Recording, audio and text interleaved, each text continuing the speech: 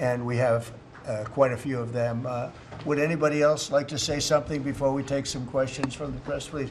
Doug Collins. Yeah, Mr. President, I think one of the things that you've always told me is take care of our veterans, and that's what we're doing at the VA. And one of the things, though, is you also have to know who your employees are. You have to know the very fact of who you are. We're 470,000 roughly when we started this, larger than the active duty Army, when you think about that in the perspective. But however, this is an interesting point. When I first got there and we started looking at this, how you take care of people, we didn't have an HR system that could actually give us a rundown on who actually was working where.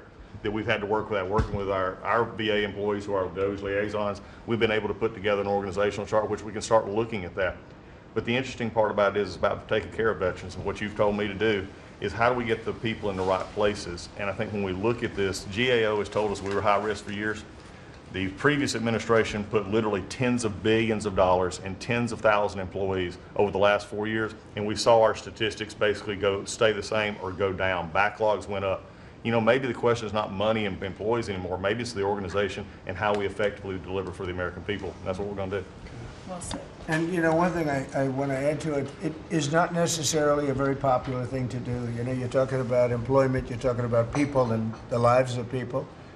And yet, I think the American public understands we're trying to save our country and make our country great again. I mean, you could say it, but we're trying to save our country from this extraordinary thing that was happening.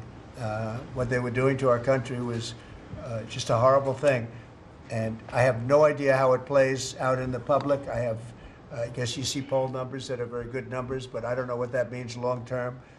But it's something that has to be done. If we don't do it, we're not going to have much of a country left, so we have to do it. So we're doing things that I think a lot of presidents wouldn't be inclined to do, but we're doing it to really, you know, I don't want to use cliche. I don't want to say we're doing it to make America great again, because I say that on the campaign trail, but there's really no other words that could express it better than that.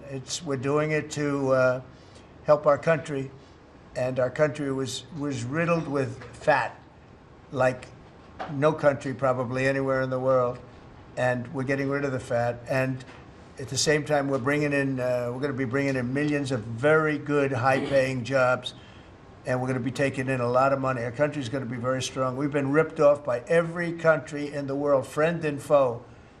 We were taken advantage of like nobody's ever seen. And you saw what happened today with Venezuela. We did something with Venezuela, which is long in the making, and it's very substantial.